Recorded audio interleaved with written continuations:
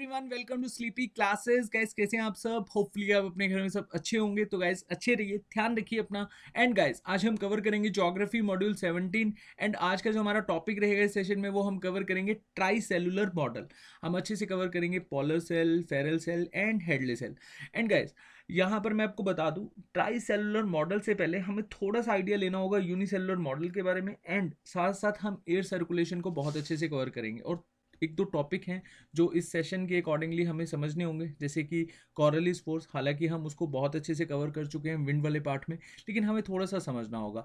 And pressure gradient force के बारे में। ठीक है, तो चलिए थोड़ा सा पहले बेसिक कवर कर लेते हैं, देन हम ट्राई सेलुलर मॉडल जो हमारा आज का टॉपिक है उसके ऊपर आएंगे। ठीक है, अब देखिए, सबसे पहले मैं आपको बता दूं, ये डायग्राम के अकॉर्डिंगली हम समझते हैं। ठीक है, हमारी जो एयर है वो क्या करती है, एक्सपेंड करती है जब हाई टेम्परेचर होता है। ठीक है, ये हमने प्रीवियस सेशन में कवर करा था।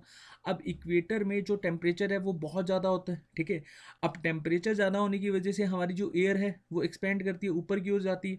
ठीक है, और ये मैक्सिमम कहाँ तक जाती है, 30 डिग्री नॉर्थ तक। ठीक है, अब 30 डिग्री नॉर्थ तक हमारी जो एयर है वो ठंडा होना शुरू कर देती है, और टेम्परेचर क्या हो जाता है, कम हो जाता है। ठीक है, एंड प्रेशर क्या हो जाता है, यहाँ पर ज़्यादा हो जाता है। ठीक है, अब हमने एक चीज़ समझी थी कि हमारे एटमॉस्फेयर में कहीं पर भी ऐसी कंडीशन नहीं बनती कि हम कह सकें कि हाँ वैक्यूम की कंडीशन बन रही है।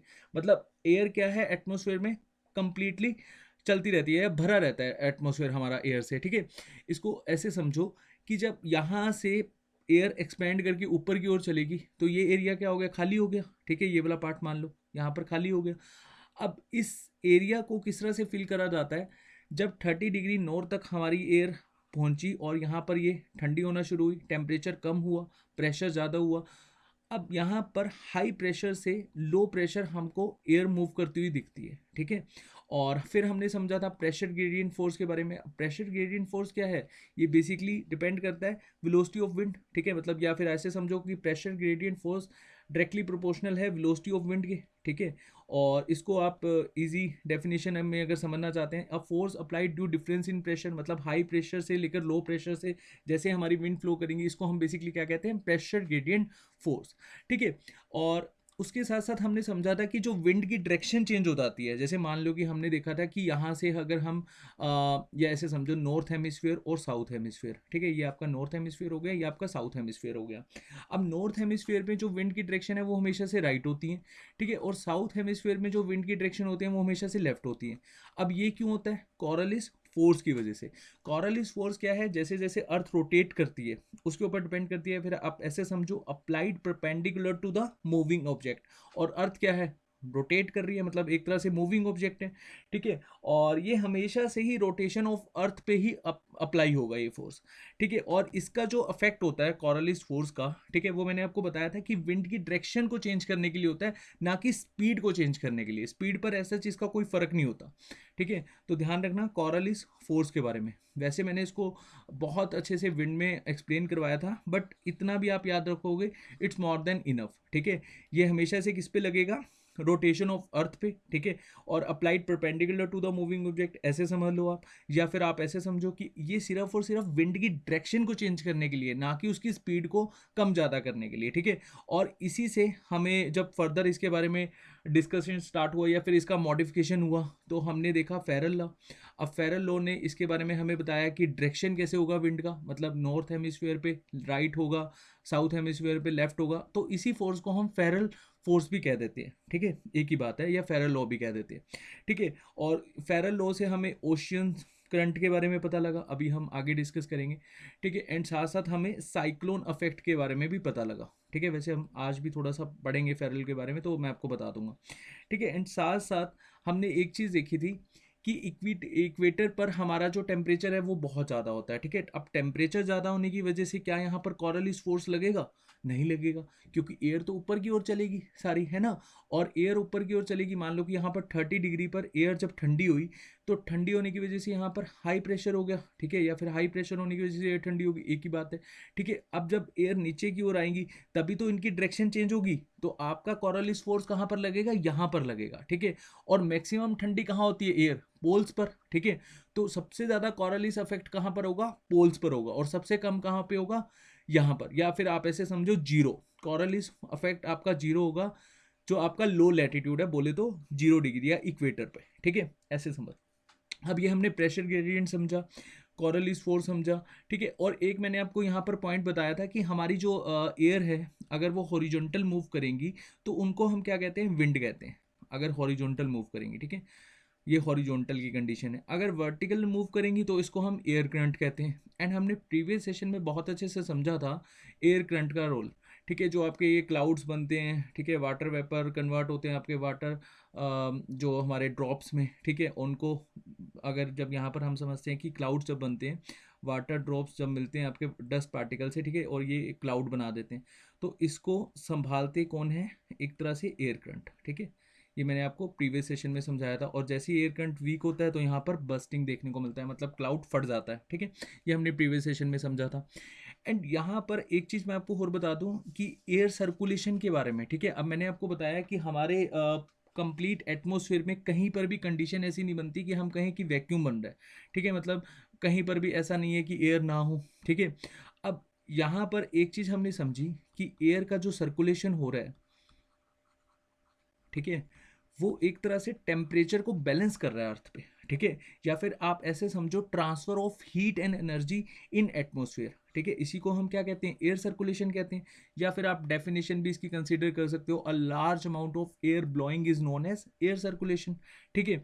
और ये डिपेंड करेगा टेम्परेचर एंड प्रेशर डिफरेंस पर, ठीक है।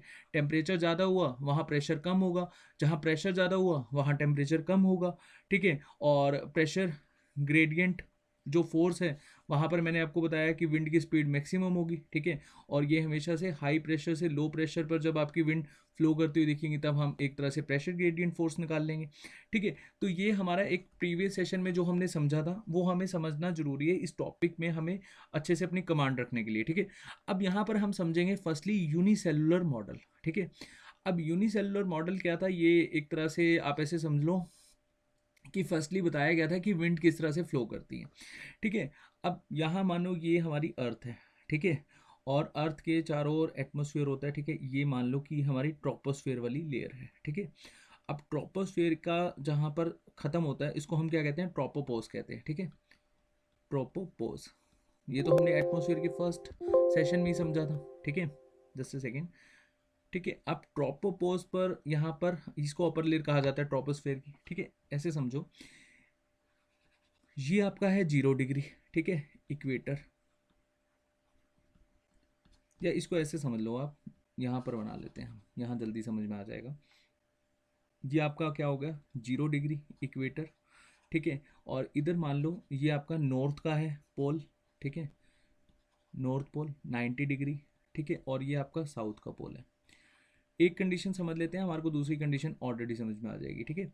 अब यहाँ पर हम नॉर्थ वाली कंडीशन समझ लेते हैं। देखो अब यहाँ पर 0 डिग्री पे हमने क्या समझा था कि टेम्परेचर ज़्यादा होता है, टेम्परेचर ज़्यादा होने की वजह से क्या है, एयर एक्सपेंड करती है, ठीक है, ठीक है। अब एयर एक्सपेंड मैक्सिमम कहाँ तक करेंगी, ट्रोपोपोज तक, ठीक है। तो मान लो कि ये ट्रोपोपोज है, यहाँ तक मेनली हमारी एयर क्या है, इस तरह से फ्लो करी। अब एयर मैक्सिमम उसके बाद यहाँ से फ्लो करेंगी ये 90 डिग्री तक। ये कहना था यूनिसेलुलर मॉडल, और यूनिसेलुलर मॉडल किसने दिया था, हेले ने, ठीक है। हेले ने बोला कि यहाँ पर ट्रोपोस्फियर से जब 0 डिग्री पर हमारी जो टेम्परेचर ज़्यादा होगा तो एयर एक्सपेंड करती करती कहाँ पहुँच जाएगी, जहाँ पर हमारा टेम्परेचर क्या है, बहुत कम है, ठीक है, और प्रेशर बहुत ज़्यादा है 90 डिग्री पर, ठीक है। 90 डिग्री पर पहुँचने के बाद फिर से हाई प्रेशर से लो प्रेशर की ओर एयर चलती है, ठीक है। फिर इस तरह से एयर यहाँ पर पहुँच जाएंगी एंड देन ये साइकिल रिपीट होगा, ठीक है। इसको एक तरह से क्या कहा जाता है, हेले साइकिल, ठीक है। हेले साइकिल को आप यूनिसेलुलर मॉडल भी कहते हो, ठीक है। अब हेलिस साइकिल जब हमने एक बार डिस्कस किया तो यहाँ पर एक चीज़ हमने समझी, अभी हमने विंड वाले टॉपिक में भी बहुत अच्छे से कवर करा था कि 90 डिग्री पर हमारा ट्रेड विंड बनती है, 60 डिग्री पर भी कंडीशंस बनती है, 90 डिग्री पर भी कंडीशन बनती है।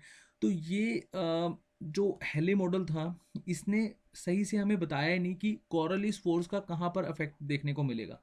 इवन यहाँ पर इसने ये भी नहीं हमें बताया कि अर्थ को रोटेट, या ऐसे समझो कि यहाँ पर इसने माना कि अर्थ रोटेट ही नहीं करती, ठीक है, हेले साइकिल ने, हेले मॉडल ने। तो अर्थ रोटेट नहीं करती तो कॉरलिस फोर्स तो लगेगा ही नहीं, लेकिन हमने क्या देखा, हमारी अर्थ तो रोटेट करती है, ठीक है। 24 आवर वाला कंसेप्ट हमने समझा था ना फर्स्ट सेशन, फिफ्थ जो हमारे फर्स्ट टू फिफ्थ सेशन थे इसमें ही हमने समझ लिया था कि हमारी अर्थ रोटेट करती है। तो ये कंडीशन तो फेल हो जाएगी, ठीक है ना, कि अर्थ रोटेट करती है, और ये भाई साहब कह रहे हैं अर्थ रोटेट ही नहीं करती। और अगर विंड का सर्कुलेशन इस तरह से होता भी है, चलो मान लो, बट फिर हमारी कॉलोनीज फोर्स और अर्थ का रोटेशन कहीं ना कहीं ये पूरा का पूरा मॉडल फेल कर देता है। ठीक है, तो एक बस हमें समझने के लिए ज़रूरी है कि यूनिसेलुलर मॉडल क्या था, ठीक है, किसने दिया, हेले साइकिल ने। ठीक है, और इसमें क्या होता है कि जो विंड है वो राइज अप करती है बिकॉज टेम्परेचर बहुत ज़्यादा है हमारा इक्वेटर वाले पार्ट में। ठीक है, एंड डेट्स वाई जो टेम्परेचर ज़्यादा होने की वजह से ये आपका मैक्सिमम जाएगा कहाँ तक, जहाँ पर टेम्परेचर कम होगा। ठीक है, फिर हाई प्रेशर से लो प्रेशर वाला कंसेप्ट आ जाएगा जहाँ पर आपका टेम्परेचर बहुत कम होगा, तो ये साइकिल रिपीट करता रहेगा। ये था आपका हेले साइकिल, ठीक है, सिंपल लैंग्वेज में। उसके बाद रीज़न मैंने आपको बता दिया कि इन भाई साहब ने बताया नहीं अर्थ का रोटेशन एंड साथ साथ कोरोलिस फोर्स के बारे में। ठीक है, अब हम पढ़ेंगे जो हमारा नेक्स्ट है ट्राई सेलुलर मॉडल। ठीक है, हेडले सेल, एंड इसमें हम बेसिकली 3 सेल कवर करेंगे। ठीक है, जो हमारा ट्राई सेलुलर मॉडल है ये बेसिकली इसको हम क्या कहते हैं यहीं पर मैं आपको समझा देता हूँ, बाद में हम देख लेंगे पीपीटीज में क्या लिखा हुआ है। ठीक है, यही समझिए आप।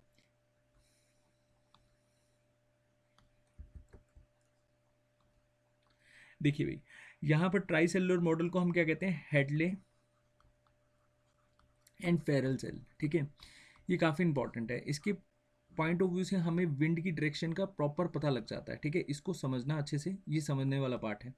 अब ये किसके ऊपर मतलब डिपेंड करता है, based on the effect of Coriolis force. ठीक है, अब कॉरलिस फोर्स के ऊपर ये कहीं ना कहीं डिपेंड करेगा। साथ साथ ये 3 सेल के फॉर्मेट में बनाया गया इसको, हेडले सेल। ठीक है, फर्स्टली हम करेंगे हेडले सेल, देन हम समझेंगे पोलर सेल। ठीक है, उसके बाद हम समझेंगे लास्ट में फेरल सेल। ठीक है, अब एक चीज यहां पर ध्यान से समझिए, ये हमारा क्या है, अर्थ है। ठीक है, अर्थ के यहाँ पर हम एटमॉस्फेयर बना लेते हैं, ये हमारा ट्रोपोस्फेयर है। ठीक है, इस तरह से। ठीक है, अब यहाँ पर जब इक्वेटर वाली बेल्ट पे अगर हम कंडीशन समझें, ठीक है, या फिर इसको ऐसी ऐसी बना लो इजी लैंग्वेज में, ये आपका यहाँ पर है 0 डिग्री मान लो। ठीक है, इक्वेटर यहाँ मान लो 30 डिग्री।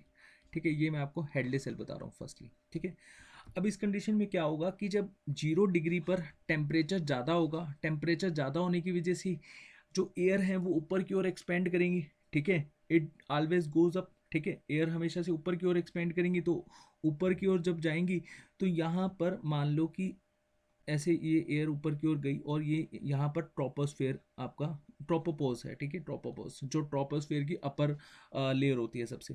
ठीक है, यहाँ से एयर इधर की ओर मूव करना शुरू कर देगी। ठीक है, जब इधर की ओर मूव करना शुरू कर देगी तो यहाँ पर क्या आ जाएगा, 30 डिग्री, तो यहाँ आपकी एयर इकट्ठी होना शुरू हो जाएगी। ठीक है, अब एयर इकट्ठी होना शुरू हो जाएगी तो फिर यहाँ से आपका ये साइकिल इधर बनेगा। जब 30 डिग्री पर आपकी जब एयर पहुँचेगी तो यहाँ पर एयर क्या हो जाएगी, कोल्ड हो जाएगी, एंड देन यहाँ पर क्या होगा, हाई प्रेशर होगा। ठीक है, और यहाँ पर क्या होगा, लो प्रेशर होगा। अब एयर ठंडी होगी तो टेम्परेचर क्या हो जाएगा, कम हो जाएगा। ठीक है, देन एयर वापस से यहाँ पर आनी शुरू हो जाएगी। ठीक है, high pressure to low pressure. ठीक है, अब ये पूरा हमने एक साइकिल बनते हुए देखा, और इसी को बेसिकली हम क्या कहते हैं, हेडले सेल। ठीक है, हेडले सेल का सिंपल सा कंसेप्ट है कि जब टेम्परेचर ज़्यादा हुआ, टेम्परेचर ज़्यादा होने की वजह से यहाँ पर ये एयर गई। ठीक है, मान लो कि यहाँ पर एयर गई, अब ये ट्रोपोपोज तक जा सकती थी, फिर एयर इधर मूव करेगी, इधर मूव करेगी, यहाँ पर भी 30 डिग्री साउथ तक पहुँचेंगी, और यहाँ पर भी 30 डिग्री नॉर्थ तक पहुँचेंगी। ठीक है, उसके बाद क्या होगा, यहाँ पर पहुँचने के बाद एयर ठंडी हो जाएंगी, एंड देन फिर नीचे की ओर आती हुई दिखेंगी। ठीक है, यहाँ पर नीचे की ओर आएंगी तो ये एक साइकिल कंप्लीट हो जाएगा, और इसी को बेसिकली हमने क्या बोला, हेडले सेल। अब एयर की जो डायरेक्शन है वो किसके ऊपर डिपेंड करेगी, सॉरी, एयर की डायरेक्शन एक बार देख लेते हैं यहाँ पर।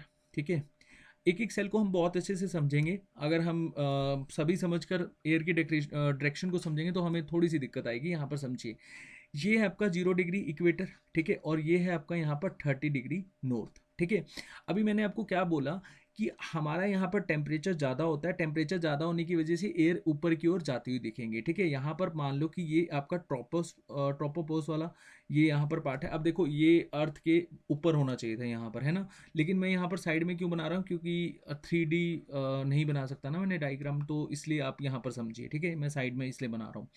अब यहाँ आपका जो ट्रोपोपोज से ये एयर यहाँ तक पहुँची मैक्सिमम, उसके बाद यहाँ पर हाई प्रेशर होने की वजह से ये एयर फिर से वापस आनी शुरू हो जाएंगी। ठीक है, यहाँ पर हमें एक साइकिल देखने को मिली, ठीक है। और इसी को हमने क्या कहा था, हेडलेस साइकिल, ठीक है, या हेडलेस सेल, ठीक है। अब कंडीशन क्या है कि हमारी जो एयर है हाई प्रेशर से लो प्रेशर मूव करती है, मतलब यहाँ से एयर इस तरह से नीचे आनी चाहिए, लेकिन हमारी एयर कैसे आ रही है, इस तरह से। अब ये जो डाइवर्जन हुआ है ना, मतलब एक तरह से विंड हमारी डिफ्लेक्ट हुई है, या इन्होंने अपनी जो डायरेक्शन है वो चेंज करी है, उसका कंसेप्ट क्या है, कॉरलिस फोर्स, ठीक है।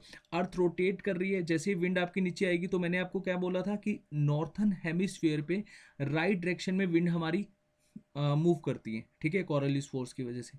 अब आप यहाँ खड़े हो, यहाँ पर आप अगर आप खड़े हो तो आपका राइट क्या होगा, ऑब्वियसली यहाँ पर होगा, ठीक है। हाई प्रेशर से लो प्रेशर होगी तो हम यहाँ पर समझेंगे ना, और यहाँ पर आप खड़े होगे तो आपका राइट क्या होगा, ये होगा। डेट्स वाई हमारी विंड इस तरह से यहाँ पर फ्लो करती हुई हमें दिखती है। ये हमारा फर्स्ट सेल था जिसको हमने बोला हेडलेस सेल। देन हम नेक्स्ट पढ़ते हैं पोलर सेल। पोलर सेल भी बहुत ईजी है, ठीक है। अच्छा, एक यहाँ पर कंडीशन समझो, अब ये पोलर सेल में ये 90 डिग्री है, ठीक है। यहाँ पर हाई प्रेशर होगा या फिर यहाँ पर 60 डिग्री नॉर्थ पर हाई प्रेशर होगा, ऑब्वियसली यहाँ पर होगा हाई प्रेशर, क्योंकि ये क्या है, यहाँ पर हद ही ठंड होगा, ठीक है, मतलब मतलब आपका टेम्परेचर बहुत ही कम होगा, ठीक है। और क्योंकि पोलर वाला रीजन है ना। अब यहाँ से आपकी जो एयर है वो नीचे की ओर आती हुई दिखेंगी, ठीक है, ऐसे समझ लो, यहाँ से एयर नीचे की ओर आई, ठीक है, नीचे की ओर आएंगी तो यहाँ पर टेम्परेचर क्या हो जाएगा, कम हो जाएगा। अब टेम्परेचर कम होगा तो यहाँ पर टेम्परेचर कम होने की वजह से एयर एक्सपेंड करेंगी, ठीक ठीक है, एयर एक्सपेंड करेंगी तो ये इस तरह से ऊपर जाएंगी, ठीक है। देन यहाँ पर क्या हो जाएगा, यहाँ पर पहुँचने के बाद यहाँ पर आपका लो टेम्परेचर हो जाएगा और प्रेशर क्या हो जाएगा, हाई हो जाएगा, फिर एक हमारे को साइकिल बनती हुई दिखेगी, ठीक है। और इसी को बेसिकली हम क्या कहते हैं, पोलर सेल, ठीक है, पोलर सेल, ठीक है। तो पोलर सेल और हमारा जो बेसिकली ये वाला पार्ट है जिसको हमने हेडलेस सेल पढ़ा, ये बहुत ही इजी है समझना, लेकिन सबसे जहाँ डिफिकल्टी आती है वो है आपका जो हम थर्ड में डिस्कस करेंगे, फेरल सेल, ठीक है, इसको अच्छे से समझना। अब फेरल सेल में क्या होगा, देखो वैसे तो दो कंडीशन है लेकिन हम यहाँ पर समझते हैं। यहाँ 30 डिग्री क्या है, हाई प्रेशर है, ठीक है, और 60 डिग्री नॉर्थ पे क्या होता है, हमेशा से लो प्रेशर होता है, ठीक है। अब यहाँ पर लो प्रेशर होता है और यहाँ क्या है, हाई प्रेशर है, ठीक है। अब हमने कंडीशन समझनी है 60 डिग्री नॉर्थ और 30 डिग्री नॉर्थ की, ठीक है, इसको यहाँ पर हम समझेंगे और इसी को बेसिकली फेरल हम एक फेरल सेल बोलेंगे, ठीक है। यहाँ पर समझिए, इसको मैं एक बार रब कर देता हूँ, आपको अच्छे से समझ में आ जाएगा, ठीक है। देखो यहाँ पर हमने क्या समझा, 30 डिग्री नॉर्थ पर क्या है, हमारा हाई प्रेशर है, ठीक है, और 60 डिग्री नॉर्थ पे हमने क्या समझा, लो प्रेशर है, ठीक है। और यहाँ क्या होगा, जो हमारा 30 डिग्री नॉर्थ है, यहाँ पर हाई प्रेशर होने की वजह से एयर क्या करेंगी, ऊपर की ओर जाना शुरू करेंगी, ठीक है। हाई प्रेशर है ना, अभी हमने समझा था कि एयर हमेशा से हाई प्रेशर से लो प्रेशर पर जाती है, गॉट इट। अब यहाँ पर जब एयर पहुँचेंगी इस वाले पार्ट पे, मान लो यहाँ पर 60 डिग्री है, ठीक है, इस वाले पार्ट पर, अब यहाँ कुछ जो एयर पहुँची और कुछ यहाँ से इसको एयर यहाँ से रिसीव होंगी, तो ये समझ लो ये एक तरह से ना मिक्स होती हैं air, cold air and hot air, ठीक है, cold air and hot air, ठीक है, यहाँ पर मिक्स हो जाती हैं। इसका भी कंसेप्ट है cold air and hot air mix होने का, क्योंकि यहाँ पर साइक्लोन की कंडीशंस बहुत बनती हैं, ठीक है। वैसे मैं इसको नेक्स्ट वाले पार्ट में अच्छे से करवाऊंगा, जहाँ पर मैं आपको फ्रंट्स एंड साइक्लोन करवाऊंगा, लेकिन थोड़ा सा समझ लेते हैं यहाँ पर अगर हम कर रहे हैं, ठीक है। तो 30 डिग्री नॉर्थ पे हमने क्या समझा, हाई प्रेशर था, 60 डिग्री हमने नॉर्थ पे क्या समझा, लो प्रेशर था। तो आपकी एयर यहाँ पर मूव करेंगी, जब यहाँ पर मूव करेंगी तो यहाँ क्या हो जाएगा, टेम्परेचर ज़्यादा हो जाएगा, टेम्परेचर ज़्यादा होने की वजह से ये इस तरह से फ्लो करना शुरू करेगा, और एटमॉस्फेयर में जब फ्लो करेगा तो मैंने आपको क्या बोला था, मैक्सिमम कहाँ तक करेगा, ट्रोपोस्फेयर के जो हमारी अपर लेयर है ट्रोपोपोज तक, ठीक है। अब ट्रोपोपोज तक जब ये जाएगा तो यहाँ से ये जब एयर का हमें एक्सपेंशन देखने को मिलेगा, तो एयर का एक्सपेंशन होगा तो ये एयर नीचे की ओर आएगी, ठीक है। मतलब यहाँ पर क्या है, टेम्परेचर ज़्यादा है और प्रेशर क्या है, कम है, तो एयर का एक्सपेंशन होगा तो एयर क्या है, नीचे की ओर आएगी, ठीक है। और ये एक साइकिल बनता हुआ देखेगा, और इसी साइकिल को गाइस हम बोलते हैं फेरल सेल, ठीक है। इसी साइकिल को हम क्या बोलेंगे, फेरल सेल।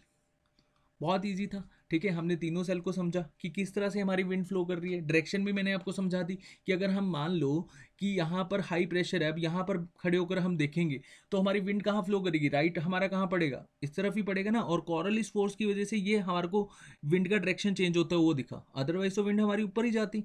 ठीक है, अर्थ का रोटेशन हुआ, रोटेशन होने की वजह से कॉरलिस फोर्स लगी, और कॉरलिस फोर्स की वजह से हमें जो विंड का डायरेक्शन है वो चेंज होते हुए दिखा।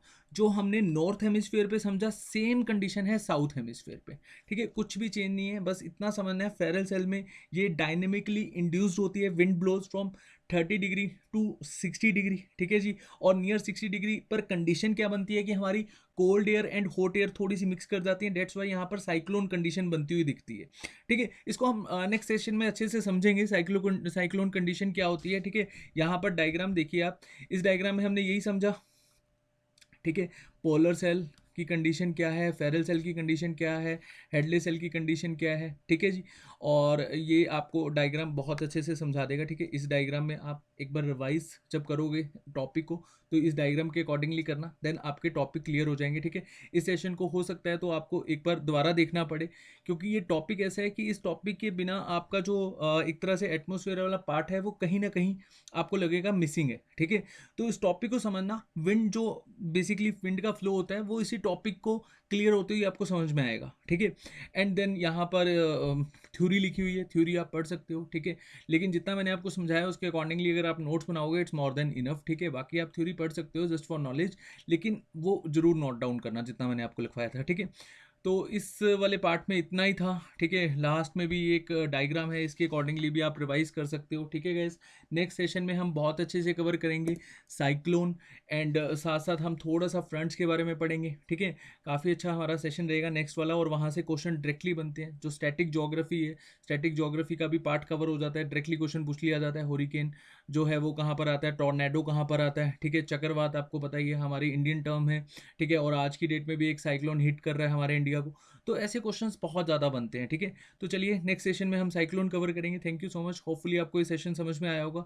मैं बार बार बोल रहा हूँ, इस सेशन को एक बार दोबारा से देखना, ये सेशन में थोड़ी सी कन्फ्यूजन रहती है। ठीक है, दोबारा देखोगे डेफिनेटली आपको क्लियर हो जाएगा। फिर भी इनकेस आप अगर आपका कोई डाउट होता है तो आप प्लीज़ कमेंट सेक्शन में मुझे बताइएगा। मैं नेक्स्ट सेशन में टॉपिक डिस्कस करवाने से पहले आपको पहले आपका डाउट ले लूँगा। ठीक है, चलिए ध्यान रखना अपना, थैंक यू सो मच।